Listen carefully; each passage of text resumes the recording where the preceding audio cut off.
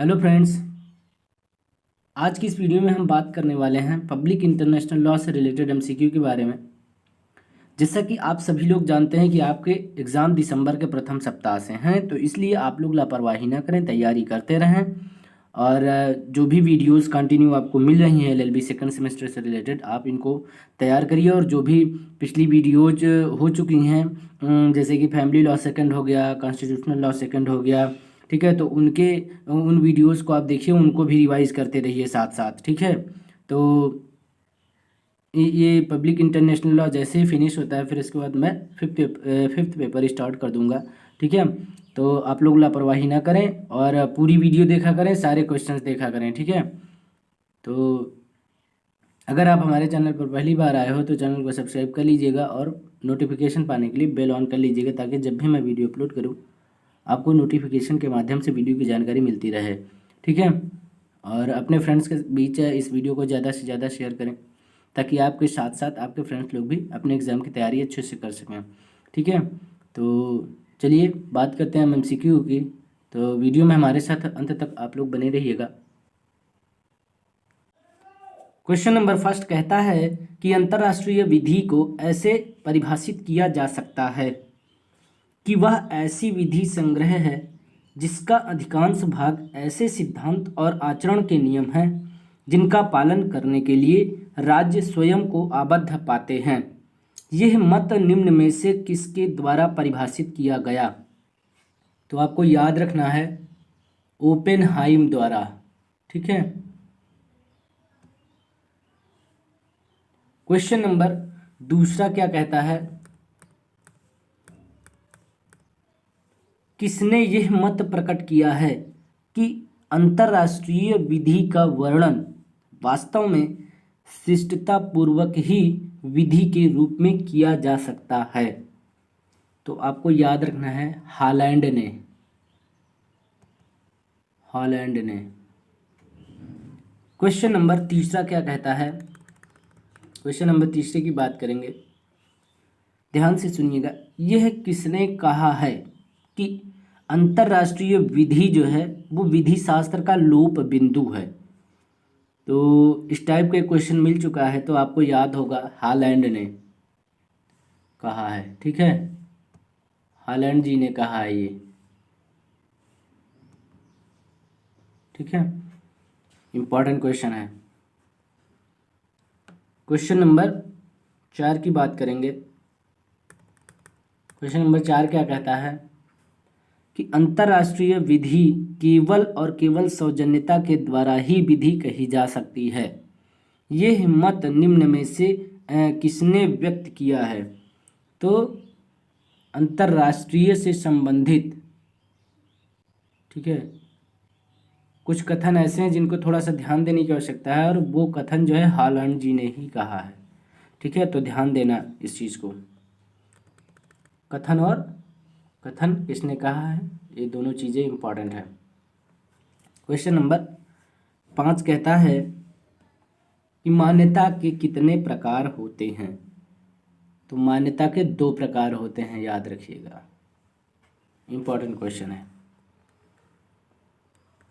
Question number 6 क्या कहता है कि मान्यता के 2 प्रकार इनमें से कौन हैं? तो आपको याद रखना है, ए तथा बी दोनों, ठीक है। मतलब मान्यता के 2 प्रकार कौन कौन से? एक वस्तुतः मान्यता होता है और दूसरा विधितः मान्यता, ठीक है। तो मान्यता के 2 प्रकार कौन कौन से हैं? वस्तुतः मान्यता और विधितः मान्यता, याद कर लीजिएगा। तो ए तथा बी दोनों। क्वेश्चन नंबर 7 कहता है कि निम्न किस मामले में यह निर्णय दिया गया कि मान्यता प्रदान किए जाने वाले राज्य के आंतरिक कार्यों के मामले में विधि मान्यता तथा तथ्यहीन मान्यता में कोई अंतर नहीं है? तो आपको याद रखना है, लूथर बनाम सागर में, ठीक है, लूथर बनाम सागरवाद में, ठीक है, या लूथर बनाम सागर मामले में। क्वेश्चन नंबर 8 की बात करेंगे। क्वेश्चन नंबर 8 क्या कहता है?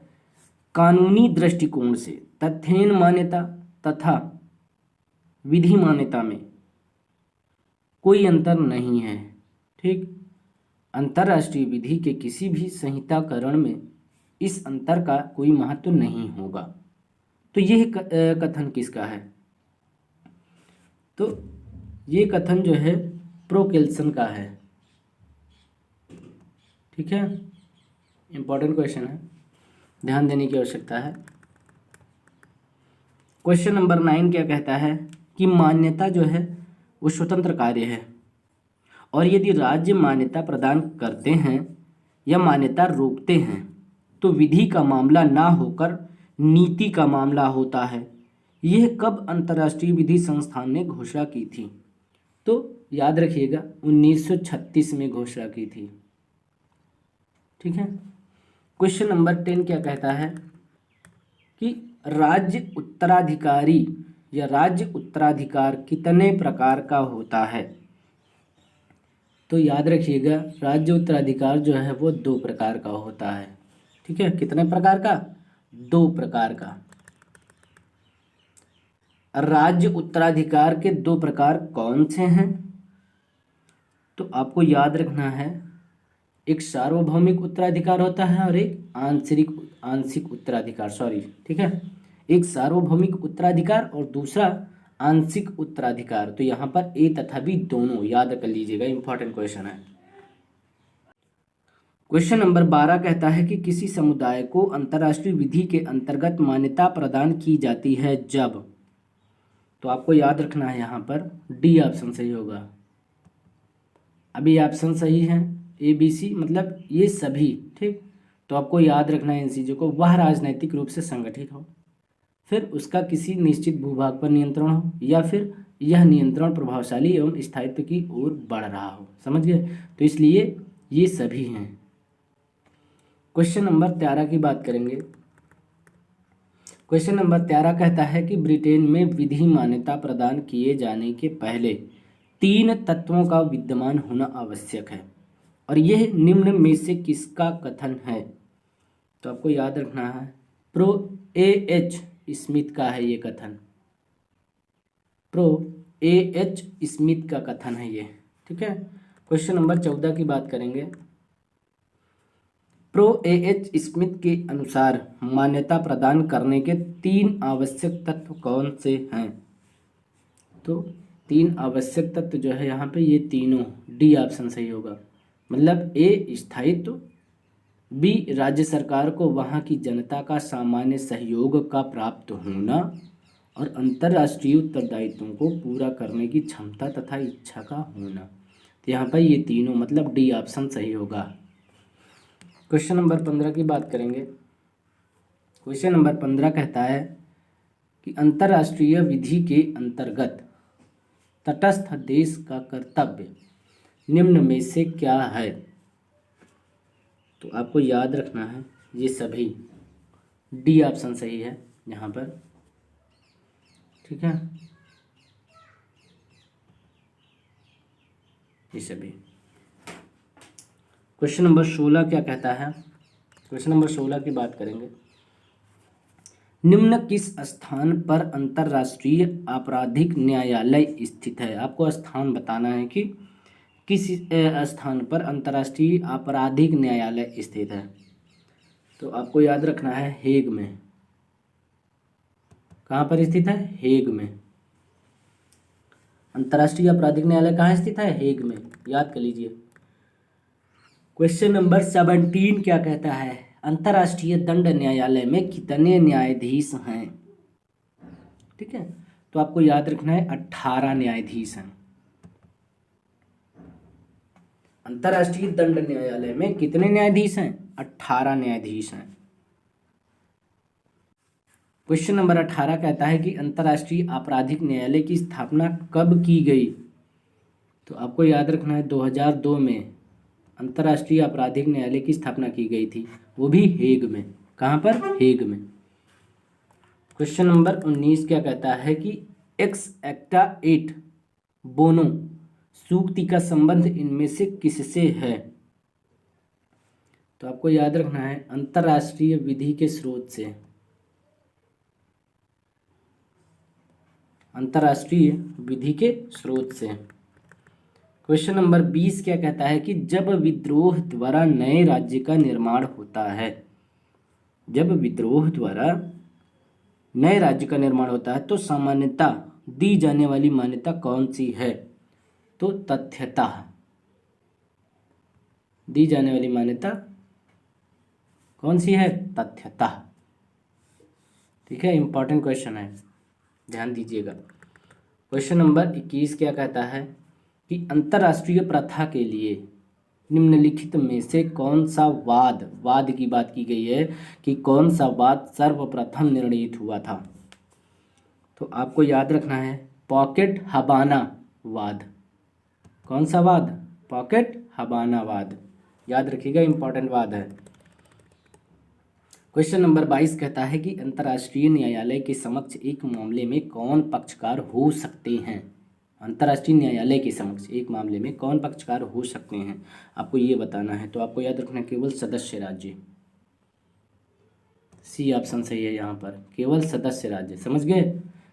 क्वेश्चन को ध्यान से सुनिए, सुन लिया कि नहीं सुन लिया? सॉरी, ठीक है। तो अंतर्राष्ट्रीय न्यायालय के समक्ष एक मामले में कौन पक्षकार हो सकते हैं? तो केवल सदस्य राज्य। ठीक है, आगे बात करते हैं क्वेश्चन नंबर 23 की। क्वेश्चन नंबर 23 कहता है कि अंतर्राष्ट्रीय न्यायालय किन विवादों का निपटारा करता है? अंतर्राष्ट्रीय न्यायालय किन विवादों का निपटारा करता है? तो आपको याद रखना है दो राज्यों के बीच। ठीक है, अंतर्राष्ट्रीय न्यायालय